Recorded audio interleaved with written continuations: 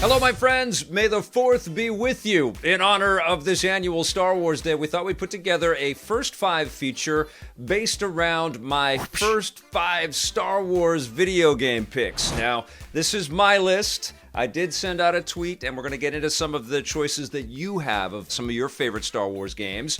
But let's get started with my first 5.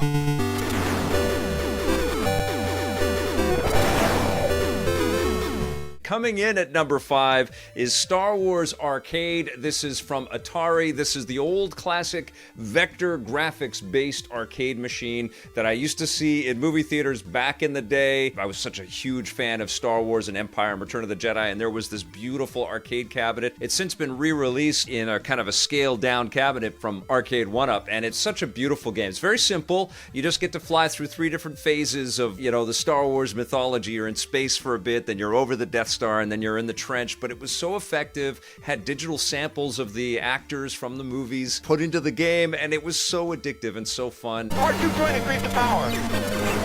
And that's why it's number 5 for me. I always love flying around in Star Wars experiences, and there have been a lot of great ones. Number 4 is Star Wars Rogue Squadron 2 Rogue Leader, which was out on the GameCube in 2001. This was an absolutely gorgeous game. It really showed off the muscle and the hardware of what the GameCube was capable of. There was even little cut sequences ripped right from the films. You could fly around in Y-Wings and B-Wings and, of course, X-Wings and even the Millennium Falcon. Great missions to go out on, lots of different enemy craft to take down. And it was so fun, also incredibly challenging and really, really replayable. It still looks great in 2020. The people at Factor 5 just crushed it on this game, and I absolutely love it.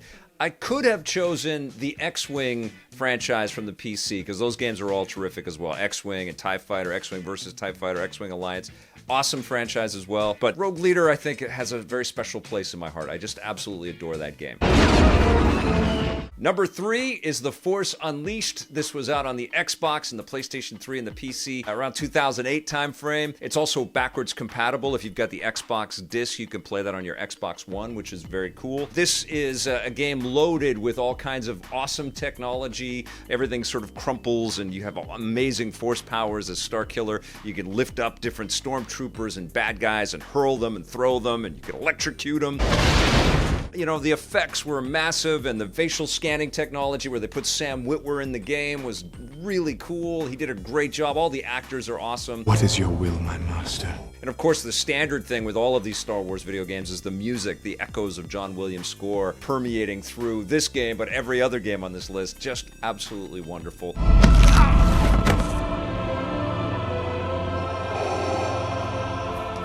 The sequel was disappointing, even though it was, technically cooler because there was some new stuff added to it and it looked better, but it was half the size of this original classic awesome Star Wars experience. And I really would love Lucasfilm Games and Disney to go back and find the way to make a third Force Unleashed game. As you wish, my master.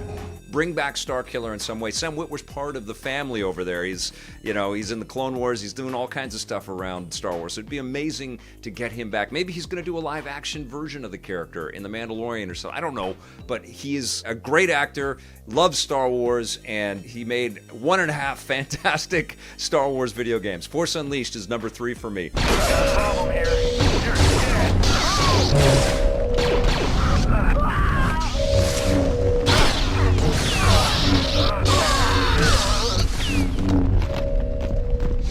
Number 2, and I think this game could have easily have fought for the number 1 spot, and I'm sure it is number 1 for a lot of you out there, Star Wars Knights of the Old Republic. This was from BioWare, came out on the original Xbox back in 2003, and it was released on the PC, and it's been updated for Mac, and you can even play this on your phones. I have it on my iPhone, which is crazy. Classic role-playing experience, taking us thousands of years back into Star Wars lore, really doing a wonderful job at expanding the Star Wars universe and adding in all kinds of flavor and, hooks and, connections to stuff that we were more familiar with from the films, but sort of planting the seeds for what was to come. But also a game filled with lots of freedom and lots of consequence based on your choices and the path that you would take through this game and the interactions you would have and the relationships you would have with the characters, not to mention all of the incredible force powers that you would have as this Jedi Knight. Amazing game, absolutely outstanding storytelling and beautiful craftsmanship. Here again is a franchise that's been dormant for too long, and it would be wonderful to get a full-on modernized remake of this game, but also new entries in this franchise. And clearly so influential it spawned the whole Old Republic MMO, and now we're talking about the High Republic as part of the Star Wars lore, initially for books and comics and things like that, but eventually Lucasfilm is going to be making some shows and movies and all kinds of stuff around this. Kudos to BioWare, you crafted something unforgettable with Knights of the Old Republic. Now, number one, I picked Star Wars Battlefront 2. Not the one from DICE, the one from Pandemic that they released back in 2005. They brought it out for the Xbox, the PC, and PlayStation 2. For me, Star Wars Battlefront 2 will always be an Xbox experience. I loved playing that game over Xbox Live. I played with probably some of you that are watching this right now, which was so cool. We had our show on television. We were doing all kinds of fun things behind the scenes with Star Wars Battlefront 1 and 2. Got to know the Pandemic folks and just adored this game. And I adored playing it with people and getting into, an ATST and just demolishing all kinds of people as I'm cruising around in the forests of Endor. We control the command post. They're losing reinforcements. This was a game that brought together pretty much all aspects of Star Wars. You got stuff from the Galactic Civil War, and you got stuff from the Clone Wars, and you got all kinds of ships and characters and different abilities, and it was massive. You could jump into something and fly around, or you could land and drive around, or you could use your force powers and fling them around, or huck your lightsaber at them, or blast them. Such an incredible game, and it was filled with the sights and the sounds of Star Wars. It was just overloaded. I also love what DICE did with Battlefront 2, and they loaded in a ton of content, and they've been tweaking and improving it, and it's certainly a gorgeous modernization of a lot of the themes that Pandemic crafted back then. But the fact that Pandemic came out with this so long ago, and it came out so overstuffed, so much Star Wars goodness, and it still holds up today, is absolutely remarkable. Hostile reinforcements are dropping. Now, I also asked people on Twitter what their favorite Star Wars game was and why, and we got some great replies. Let's get into them here a little bit. Pieces of Bits, we got Star Wars Arcade from 1983. I played it in the lobby of the Westwood Cinema before seeing Return of the Jedi. It was mind-blowing what they accomplished using vector graphics back then. Bought an arcade 1-up cabinet to relive the experience. Yeah, there you go. I feel very much the same way. This was a game that transcended arcades. You saw it everywhere. It was like a shrine to Star Wars. It was just amazing. I also love that Battle Pod thing that Namco released not too long ago, which is also an overwhelming experience if you love Star Wars. You get encased in the game. It's really, really cool. Of course, using much more modern polygon graphics and stuff. We've got a great suggestion from Rob Keys from over at Screen Rant. He says, X-Wing Alliance, great story, best value for a Star Wars game, endless endgame content thanks to customizable and competitive multiplayer. Yeah, the flying around, even though those games are very dated, those space sims where you got to fly around in X-Wings and TIE fighters and all of these different crafts, so slick and cool, and there was so much detail and subtlety and technical kind of know-how that you had to have. You had to have that keyboard handy. It wasn't just using a flight stick to cruise around and blast at everything. You had to manage everything, keep track of all of the meters and the systems, and you would prevail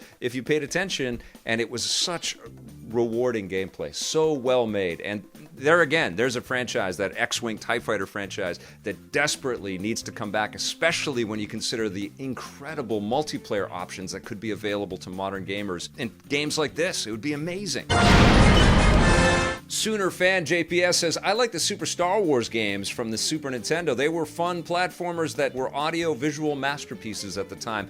I would agree with that. Those games are fantastic. I talked about them in my Super Nintendo First 5 feature, and I too share your love for those games, but they were incredibly difficult. They were punishing, but yes, they were terrific celebrations of all three of the original Star Wars movies. Loved them. Essential if you've got a Super Nintendo. The Pro says, unpopular opinion, Star Wars Battlefront 2 by EA DICE, been playing the crap out of it for over 2 years. Yeah, the DICE Star Wars Battlefront 2 is very playable. It's absolutely beautiful. Probably the closest to the photoreal qualities of the Star Wars movies. They did a bang-up job with that. The problems that I have with the game, they've moved far beyond the days of, the loot box controversy and having to spend money to unlock the characters that you want to play. They've improved a lot and they've added a lot, but it's still, you don't have the control and the choice to decide exactly what maps you want to play on and who you want to play with. It's all sort of crafted for you. And every time you jump in, to this day, and I still have it and I play it on my Xbox One X all the time, it's always fun, but I want to decide specific space battles that I want to get into because I like the flying and the ship combat in that game. But yes, it is a tour de force Star Wars experience for sure in the visuals department and the audio department. Gorgeous stuff. Mike B. Game Genie says Star Wars Arcade because I can't stop playing it, and he's got a picture of his arcade 1-up stand-up. I think Star Wars Arcade is on a lot of people's minds right now because of that arcade 1-up release. It's such a great cabinet. I don't have one. I desperately want one, but it's a hard kind of thing to justify, and you guys can see the amount of space I have in here. Not much, so I don't know where I would put it, but if I were to choose just one of those arcade 1-up cabinets, that's the one that I would get. Scott DJ Esteem says, Pandemic's Battlefront 2, I still play it online today. Never gets old. Perfect multiplayer experience. Yep, Pandemic just gave us everything with that title. Super, super fun. Great choice there, Scott DJ Esteem. We Appear Offline says, KOTOR is number 1, then Jedi Academy was bonkers for multiplayer. Great choices there. Absolutely hilarious and so fun to see all those lightsabers running around and getting into fights in Jedi Academy. Excellent choice.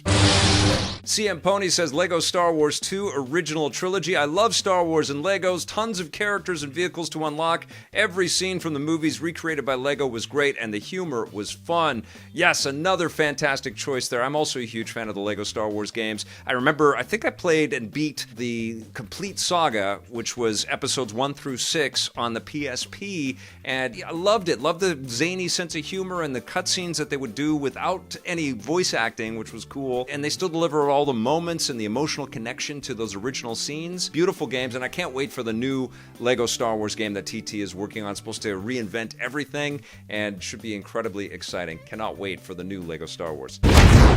Bandit Spurs says, Shadows of the Empire. It was my first experience of expanded universe content, and I had no idea that was possible before that point. I was also like 9 and absolutely loved Dash Rendar. I was not 9. I reviewed Star Wars Shadows of the Empire, and although I kind of appreciated the pop culture moment and how important it was to the Nintendo 64, I thought it was a little crude looking and the controls were a bit clunky, but I certainly respect that, if you were coming up during that time and that was your Star Wars video game and it was all done in 3D and stuff, that could have been a huge deal I got a lot of people actually saying Shadows of the Empire, and I don't fault that choice at all. Here's me choosing Star Wars Arcade, a classic vector-based arcade game in my first 5. I think it kind of really depends on that emotional connection, as that time where you find that Star Wars game for you, and I'm very happy that Shadows of the Empire was that one for you.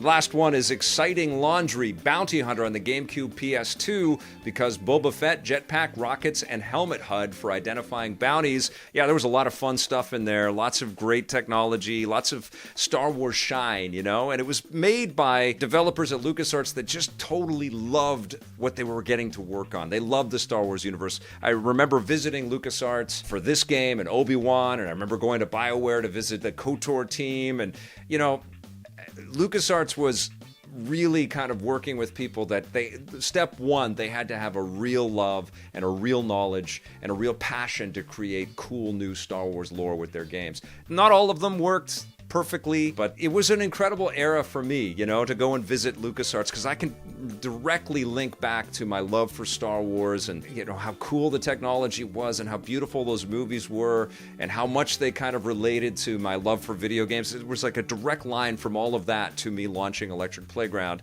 And then I would go and visit LucasArts and they would welcome me and my team with open arms, and we would put together all kinds of fun stories based around the work that they were doing. All kinds of fun Star Wars stories. I'm so lucky. Oh, look, Yoda. So yeah, lots of great Star Wars memories and moments, and thank you very much for joining me on this journey through my first 5 Star Wars video games. Let me know in the comments below what your first 5 Star Wars video games would be, and if you've got any comments or questions about this video, let me know. Thank you so much for watching, and if you dug this video, hit that thumbs up button. If you like our channel, hit that subscribe button and that little bell to get notified. Thank you for sharing this, and we'll see you soon. Until then, play forever.